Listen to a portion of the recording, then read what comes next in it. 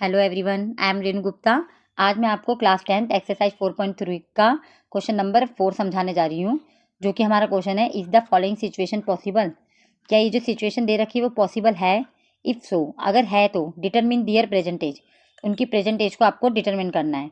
The sum of the age of the two friends, दो friends की age है जिनका सम 20 ईयर्स दे रखा है, और 4 ईयर एगो, 4 साल पहले, the product of their age was 48, और 4 साल पहले उनकी एज का जो प्रोडक्ट था वो 48 था। Now first of all let be the present age of the first friend की प्रेजेंट एज को आप लोग एक्स ईयर ले लेंगे, ठीक है। Now the present age of the second friend का क्या हो जाएगा, 20 माइनस एक्स, बिकॉज आपको सम दे रखा है, दो फ्रेंड की एज का आपको सम दे रखा है, इसलिए आपने 20 माइनस एक्स ले लिया। मान लीजिए अगर दोनों फ्रेंड की एज का सम आपको 50 ईयर देता तो यहाँ पे आप 50 माइनस एक्स लेते, क्योंकि अगर एक फ्रेंड की एज जो है अगर आप एक्स ले रहे हैं तो दूसरे फ्रेंड की एज 50 माइनस एक्स हो जाएगी, ठीक है।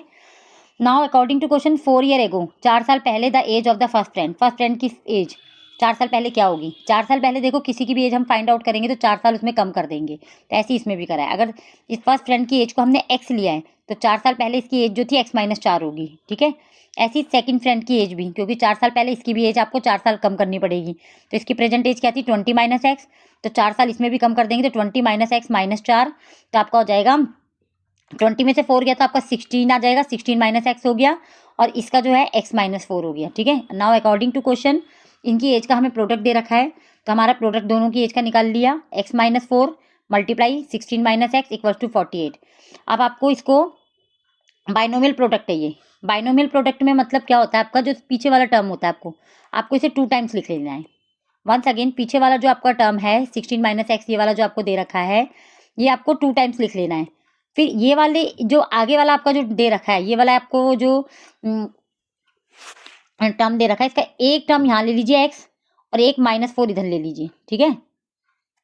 फिर से एक x यहाँ पे ले लीजिए और -4 यहाँ पे ले लीजिए। नाउ आप मल्टीप्लाई कीजिए, x को जब आप 16 से मल्टीप्लाई करेंगे तो आपका 16x आएगा, फिर आप x को x से मल्टी करेंगे तो x स्क्वायर आएगा, फिर 4 को 16 से करेंगे तो 64 आएगा। नाउ माइनस माइनस प्लस हो गया, 4 को x से करेंगे तो 4x आएगा इक्वल्स टू 48। नाउ आपने माइनस एक्स स्क्वायर ऐसे ही लिया, ठीक है, इसको स्टैंडर्ड ऑर्डर में रख रहे हैं हम। 16x को ले लिया, लाइक टर्म को एक तरफ लिख लिया मैंने, और 4x को इधर लिख लिया, -64 ऐसे लिख लिया। नाउ 48 को आप इधर शिफ्ट करके ले आएंगे, और जब आप किसी भी टर्म को लेफ्ट टू राइट करते हैं या राइट टू लेफ्ट करते हैं तो उसका साइन चेंज हो जाता है। तो 48 है, इसके आगे कोई साइन नहीं है तो प्लस का साइन है, जब ये इस तरफ को शिफ्ट होगा right hand side left hand side में तो इसका साइन आपका माइनस हो जाएगा, ठीक है। तो उसके बाद आपने लिखा -x square, 16x and 4x आपका 20x हो गया, ठीक है। और ये माइनस माइनस आपका क्या होता है, प्लस होता है, तो 64 में जब आपने 48 प्लस करा तो 112 आ गया, 112 इक्वल्स टू 0।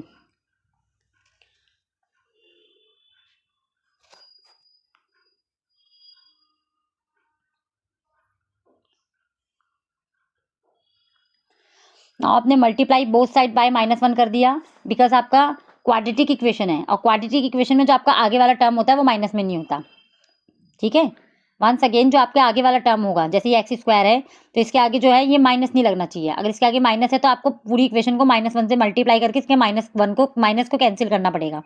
तो अब देखिए ये पॉजिटिव हो गया, और 20x पॉजिटिव था वो नेगेटिव हो गया, और ये नेगेटिव था पॉजिटिव हो गया।